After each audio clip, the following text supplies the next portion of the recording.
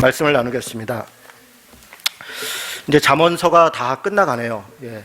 큐티 말씀을 우리가 주중에 큐티를 하고 성경 묵상을 하고 그것을 가지고 금요기도회와 주일 설교를 하고 있는데요. 설교하는 입장에서는 사실 좀 어렵습니다. 왜냐하면 이게 본문이 좀 작고 그리고 내용이 좀 비슷비슷한 내용들이 계속 가고 있기 때문에 이 본문을 가지고 뭔가 이렇게 계속 설교한다는 게 약간 지루하기도 하고 힘들기도 하고 좀 어려웠던 점이 있었던 것 같아요. 더군다나 이제 잠언, 시편 이런 부분들은 좀 그런 면이 있습니다. 근데 저는 잠언이 이제 끝나는 게 참 감사하고요. 다음부터는 이렇게 좀 가서 좀 다행이다 이렇게 생각하고 있고요. 그럼에도 불구하고 저도 이번에 잠언 큐티를 하면서 새롭게 많이 봤습니다. 잠언 말씀이 물론 지금 현재 우리가 살고 있는 시대에 좀 맞지 않고 여러 가지 재해석해야 되는 부분들도 있지만 참 지혜롭구나. 정말 이렇게 모든 하나님의 지혜가 당시의 사람들이 그 하나님의 말씀의 뜻을 어떻게 이웃과 함께 살고 어떻게 자연과 함께 살고 어떻게 가족 안에서 살고 이렇게 참 고민했구나. 그것을 많이 느꼈습니다. 그냥 주어진 대로 사는 게 아니라 정말 고민하면서 실천하면서 또 순종하면서 살려고 했던 그런 지혜들을 많이 배울 수 있는 그런 말씀이었습니다. 오늘 30장 나누려고 하는데요. 잠언은 대체적으로는 솔로몬이 혹은 솔로몬 시대에 지은 그런 교훈의 말씀들입니다. 그리고 또 일부는 지혜자들 이렇게 해서 특정한 이 저자가 표기되지 않은 그런 부분도 있습니다. 그런데 또 반면에 오늘 우리 30장처럼 야게의 아들 아굴의 잠언이라 이렇게 아굴이라는 사람이 쓴 것이다. 그가 전한 것이다. 이렇게 표기된 것도 있고요. 31장에 보면 31장은 르무엘 왕이 말했다.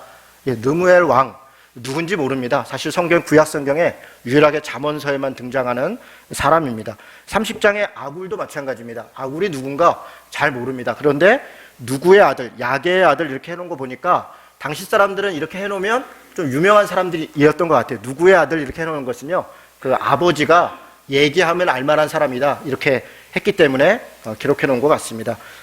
아굴이라는 사람이 잠언을 썼는데 아굴은 자기 자신에 대해서 자기 인식이 굉장히 겸손하고 어떤 면에서는 좀 비하적입니다. 2절에 보니까 뭐라고 되어 있냐면 나는 다른 사람에 비하면 짐승이라 이렇게 되어 있습니다. 여러분 참 이 표현은 대단히 충격적입니다. 자기를 소개할 때 내가 부족한 사람입니다. 좀 부끄럽습니다. 죄가 많습니다. 이렇게 설명할 수 있습니다. 그런데 이분 지금 뭐라고 자기를 설명하고 있냐면 나는 다른 사람에 비하면 짐승 같은 사람입니다. 어쩌면 짐승만도 못합니다. 그런 자기 자신에 대한 이해가 있는 것입니다. 왜 이 사람이 자기를 짐승이라고 비교합니까? 나는 지혜를 배우지 못했고 거룩하신 자를 아는 지식이 없습니다. 여러분 아마 이분은 우리가 30장을 쭉 읽어보면 지혜가 없는 게 아니에요. 가만히 보면 굉장히 지혜롭게 이런저런 동물들 또 자연들 설명하면서 당시 사람들이 쉽게 이해할 수 있도록 여러 가지 글들을 써놨습니다. 굉장한 지혜를 가지고 있습니다. 그런데 자기 자신이 지혜롭지 못했다.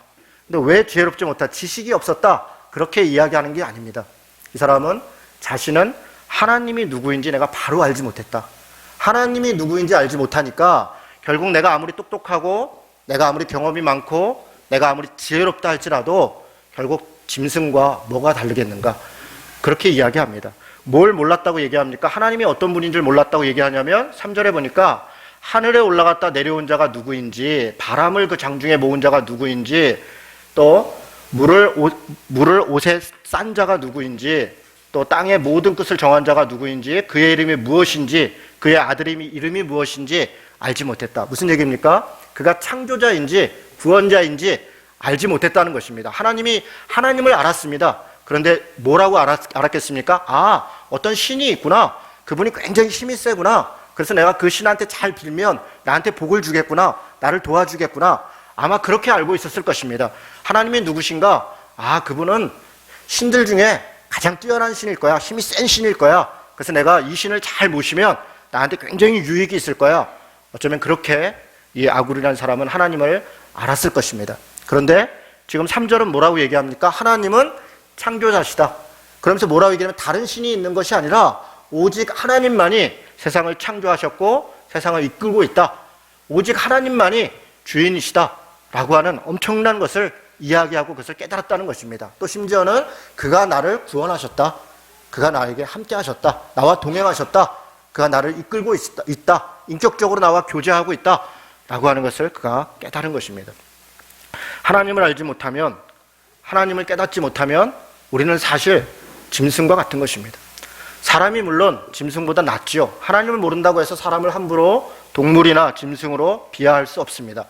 그러나 우리 스스로가 우리를 생각할 때 정말 하나님을 알지 못하고 내 욕망대로, 내 욕심대로, 내가 하고 싶은 대로 살아간다면 짐승과 무엇이 다른 것인가? 그렇게 우리 스스로를 돌아볼 수 있는 것입니다. 우리가 짐승으로 살 것인가? 아니면 하나님 앞에서 온전한 사람으로 정말 의미 있는 자로, 창조의 동역자로 살 것인가? 그것을 우리가 날마다 고민하고 생각하는 것입니다. 5절에 보니까 이런 말씀이 있습니다. 하나님의 말씀은 다 순전하며 하나님은 그를 의지하는 자의 방패시니라. 하나님의 말씀은 1.1획도 틀리지 않고 그의 말씀은 언제나 진리이고, 그리고 그가 그런 말씀을 통해서 그 말씀의 힘으로 우리를 지키시는 방패시다. 여러분, 이 말씀 우리가 여러 성경 말씀들을 통해서 당연히 이해하고 있는 말입니다. 제가 설교를 준비하다가 사실 이 5절에서 멈칫했습니다. 생각이 많이 복잡해졌습니다. 정말 그런가? 이런 생각이 들었습니다. 정말 하나님의 말씀은 순전한가? 그리고 하나님의 말씀은, 하나님은 그를 의지하는 자에게 방패인가? 지식적으로 또 제 경험적으로 충분히 그렇다 이야기할 수 있겠습니다. 그런데 제가 이 말씀에 멈칫한 것은 최근에 제 상태 때문에 그랬습니다. 저는 최근에 굉장히 힘들고 또 지친 상태로 살았습니다. 짜증이 많이 나고요. 작은 일에도 서운하고, 제가 여러분 교회에서도 사실 그런 부끄러운 모습 때문에 많은 분에게 상처를 드리지만 밖에서는 좀 더합니다. 그래서 제가 멘탈갑이다. 이준호 목사는 진짜 멘탈이 정신이 너무 강해서 웬만한 데 흔들리지도 않고 어디 가서 거침없고 그런 이야기를 듣고, 또 어떤 면에서는 저는 제가 그런 역할을 해야 된다라고 하는 책임감도 가지고 있습니다. 그리고 또 감사하게도 작은 일에 잘 흔들리지 않습니다. 잠도 잘 잡니다. 여러분이 알다시피 제가 장갑차 안에서도 잠을 잤다고 제가 일화를 한번 소개해 주지 않았습니까? 여러분, 장갑차에서 잠잔다는 게 뭔지를 여러분이 감이 잘 안 오실 가능성이 높습니다.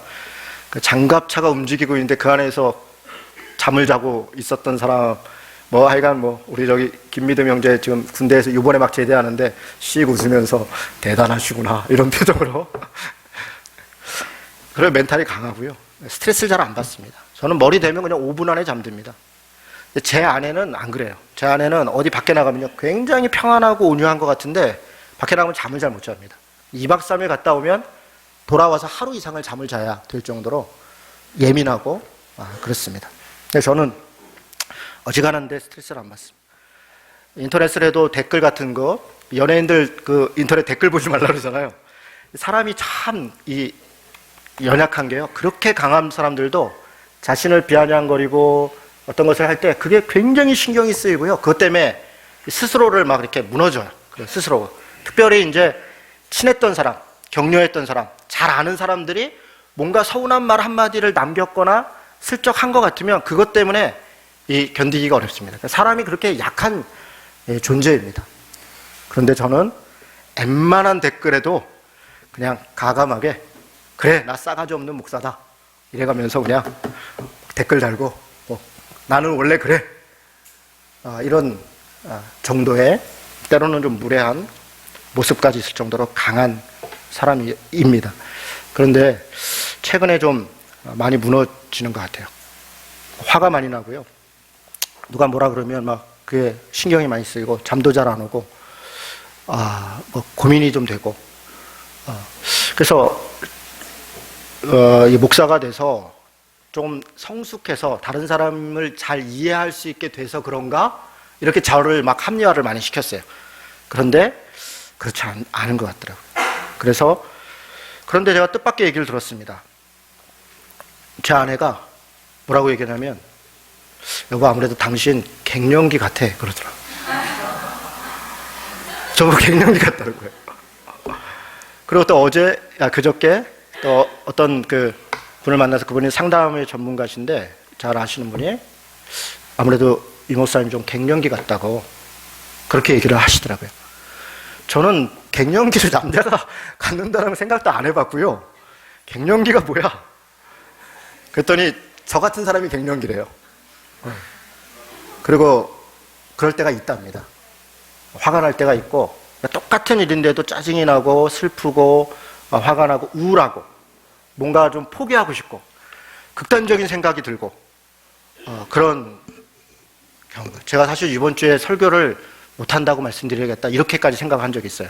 이번 주에 장로님께 좀 상의를 드려서 이번 주에는 내가 설교를 도저히 못하겠습니다 이렇게 해야겠다 그런 마음도 들었어요. 근데 이 5절 말씀을 다시 말해서 그냥 있는 그대로 말씀드려야겠다. 근데 저만 그런 줄 알았더니 우리 김혜희 집사님도 요즘 그렇대요. 우리 김혜희 집사님이 진짜 만땅이거든요. 어디 있으나 김혜희가 있다는 걸 다 압니다. 사람들이 그냥 그 웃음소리와 호탕한 이야기로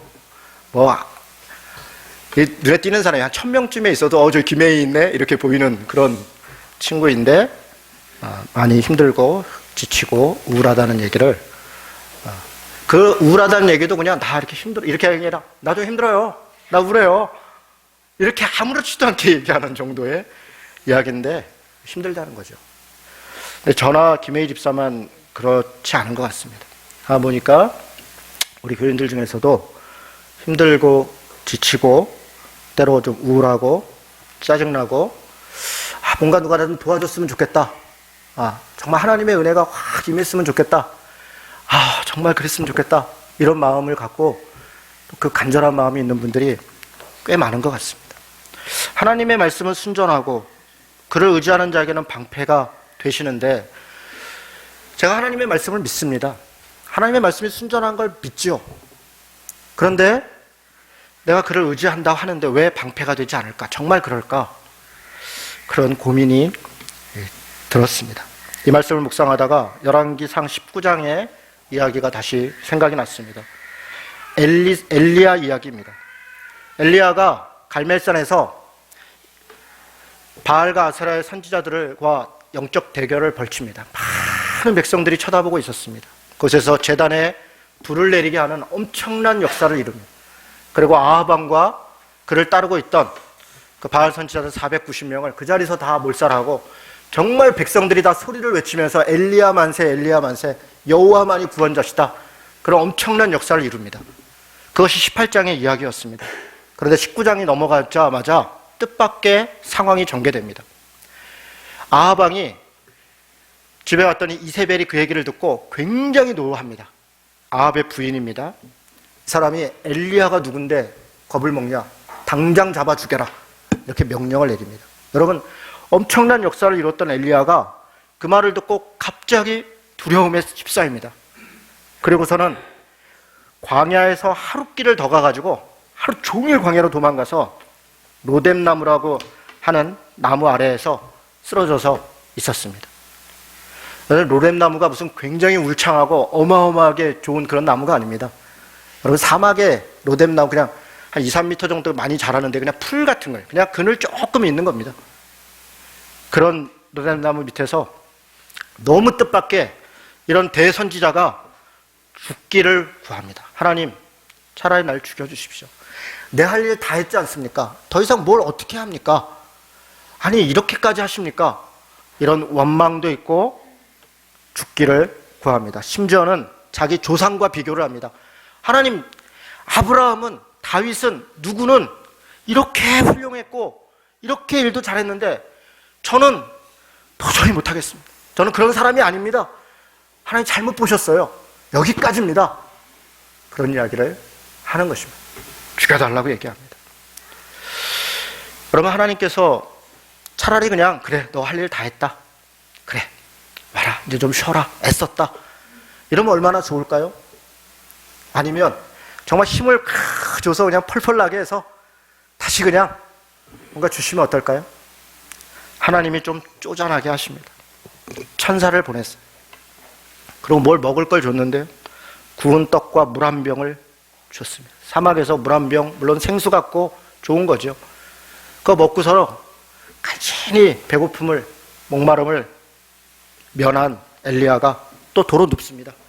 그거 먹고는 안 되는 겁니다. 도로 누워서 날 좀 죽여달라니까 차라리 가만두면 굶어 죽을 텐데 뭘 또 이렇게 먹이시나, 뭐 짜증이 나는 거죠. 도로 누웠어요. 그랬더니 또 천사가 찾아왔어요. 다시 먹입니다. 먹어라, 힘내라. 그렇게 먹고 마시고 음식물을 먹으니까 뭐 안 나던 힘이 나는 거예요. 이렇게. 여러분 이거 참 좋은 것 같아요. 하여간 뭐 힘 빠지고 그럴 때는 잘 먹는 거 좋은 것 같아요. 먹고 그 힘이 나니까. 그런데 영적으로 힘이 돌아오지는 않습니다. 힘이 나니까 이 사람이 어떻게 하냐면 더 빨리 도망가야겠다. 이제는 40일 밤낮을 도망을 갑니다. 그리고는 호렙산에 이르렀습니다.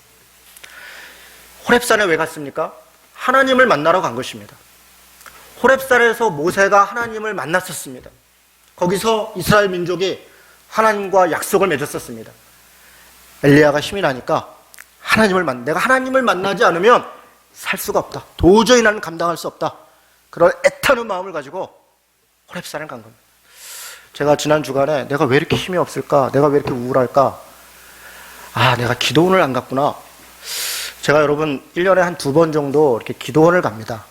그러니까 연초나 또 이렇게 시기 중간 정도 되면 가서 한 3일, 4일 정도, 뭐 길 때나 5일 정도 금식하면서 나름대로 이렇게 기도하고 그 시간들 통해서 이렇게 하나님에 대해 저 자신을 돌아보고 또 영적으로 힘도 얻고 또 여러 가지 사역에 대한 방향도 결단하고 그러고 내려옵니다. 목사가 기도원 갔다 오면요 긴장해야 돼요. 저 양반 또 뭐 받아 갖고 와서 저러나, 와서 뭐 자꾸 막 이거 하자 저거 하자 또 그러잖아요. 근데 원래는 제가 지난 주간에 기도원을 좀 가려고 최 목사님께 제가 좀 다녀오겠습니다 이렇게 했는데, 또 CTS에서 이 병역 거부와 관련된 무슨 토론회가 갑자기 잡혔는데 돌다 폭탄 돌리다가 사람들이 안 돼, 나 안 해 그러다가 저한테까지 왔는데 작가가 거의 우는 수준으로 부탁을 해서, 그럼 제가 별명이 이 총대입니다. 이 총대. 그런데 땜빵 난 거 메꾸고. 그래서 못 갔습니다. 이래저래. 그런데 그게 되게 후회가 되는 거예요. 기도를 갔어야 되는데, 내가 하나님을 만났어야 되는데. 그러니까 이 엘리야의 마음인 거예요. 뭐 밥도 먹고 뭐 잘 했는데 하나님을 만나야 힘이 나지 않을까? 그런 생각으로 엘리야가 밤낮을 달려서 호렙산을 갔습니다. 40일을 도망을 갔습니다. 40일을. 얼마나 갈급했으면 40일 동안을 달려갔겠습니까? 엘리야가 가서 하나님을 만나려고 하는데 강한 바람이 막 부는 거예요. 그렇지, 우리 하나님이 강한 바람이시지. 그래서 하나님이 오셨나 보다. 근데 하나님이 아니신 거예요. 바람만 겁나게 부는 겁니다. 하나님이 아닌가 보다. 근데 조금 있으니까 막 지진이 이런 거예요. 그렇지, 하나님이 오셨나 보다. 근데 보니까 또 하나님이 아닌 거예요. 불이 막 나는 거예요. 하나님은 급한 바람과 강한 지진과 불과 이런 가운데 임하십니다. 하나님의 강하심을 보여주는 상징적인 언어들이에요. 그런 언어에 엘리야는 굉장히 익숙합니다. 하나님은 그렇게 임해. 어쩌면 우리들은 뭔가 굉장한 집회에서, 어쩌면 기도원에서 거기서 하나님을 만나, 이런 언어에 익숙해서 어쩌면 우리는 그런 소위 은혜 받았다는 감정적으로 충만한 집회에서 하나님을 만났다고 생각할지도 모르겠어요. 그렇게 만나고 싶어서 기도원을 갈지 모르겠습니다. 그런 언어에, 그런 상황에 우리가 익숙한 것입니다. 엘리야도 지금 그런 겁니다. 바람이 불고 지진이 나고 불이 나니까 하나님이 계신가 보다. 안 계신 거예요. 너무 낙심되는 거죠. 그런데 작은 소리가 들립니다. 여러분, 하나님의 소리는요 천둥 같더라, 우레 같더라, 이게 성경의 표현이에요. 대개 하나님이 나타내 우레와 같은 하나님의 말씀이 천둥같이 이렇게 했는데 너무 쪼잔하게 자만하게 엘리야야 뭐 이런 정도로 얘기한 것 같아요.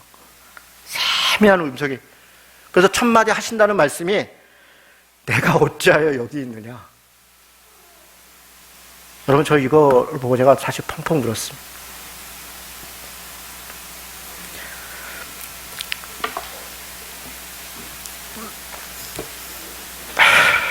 하나님이 서운하잖아요. 아니 그걸 모르세요? 지금 여기 왜 왔는지 모르냐고요. 여기 왜 왔는지. 하나님이 죄송합니다.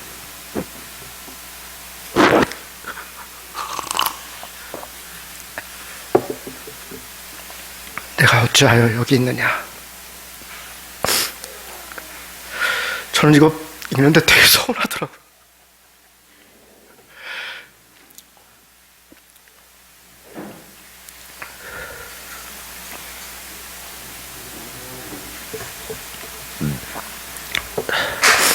엘리야가 전 서운했을 것 같아요. 열심히 살았잖아요. 엘리야가 얼마나 열심히 살았습니까? 얼마나 용감하게 살았습니까? 얼마나 많은 걸 포기했습니까? 그리고 이제 지쳤고 낙심하고 두렵고, 그래서 하나님의 은혜를 구하려고 호렙산까지 왔는데, 너 여기 왜 왔냐? 너 왜 여기 있냐?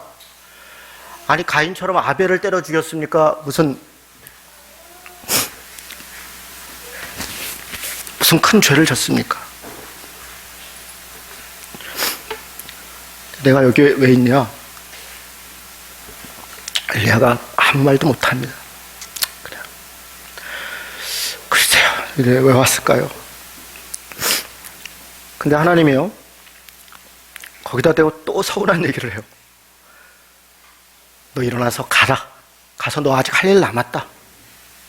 가서 아람 왕 하사엘에게 하사엘에게, 그 장군입니다. 아람의 그 장군인데 적진의 장군이에요. 아람에.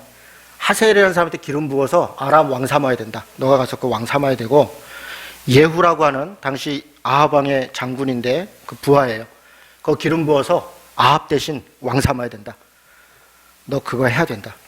그리고 너 할 일 다 했으니까 이제 엘리사에게 너 제자 해야 된다. 그냥 엘리사한테, 그래 너 애썼다. 엘리사한테 그래 내가 엘리사 준비했으니까 가가지고 잘 넘겨, 너 수고했어. 이러면 좋은데 아직도 할 일이 남았대요. 심지어는 아람 왕의 왕을 세운다는 게요, 이스라엘 입장에서는 매국 행위를 하도록 하는 거예요. 이런 일을 하도록 하는 거예요. 누구로부터 다 손가락질 받을 그런 일을 너 해야 된다. 너가 해야 돼. 가서 해라. 예후한테 기름 부을 그를 왕 삼는 건요, 아합왕 입장에서는 이건 뭐 찢어 죽여도 시원찮을 짓을 하는 거예요. 이 쿠데타를 조장하는 거 아닙니까? 그거 네가 감당해야 된다는 거예요. 잔인하지 않습니까? 그것도 뭐 힘을 내가 줄 테니까 용기 100배해서 천사가 호위해 줄 테니까 아니고요, 세미한 음성으로 나타나셔서 말씀하신다. 엘리야가 어떻게 했습니까? 순종하고 갑니다. 굉장히 하나님이 그렇게 얘기했으니까 그래 힘난다 펄펄 날아서 갔을까?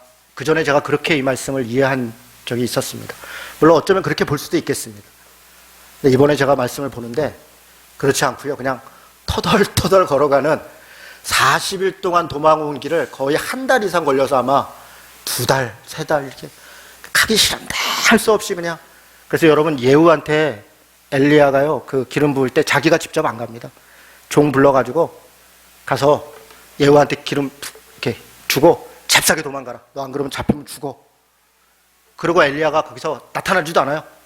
하기 싫은데 두려운데 할 수 없이 하는 마음으로, 제가 그 말씀이 그렇게 읽히더라니까요. 이번에 원래 그렇게 읽은 적이 없어요. 근데 이번에 그렇게 읽히더라고요. 제가 이 말씀을 보면서 그런 마음이 들었습니다. 그래, 하나님의 말씀은 순전하다. 하나님은 그를 의지하는 자의 방패시다.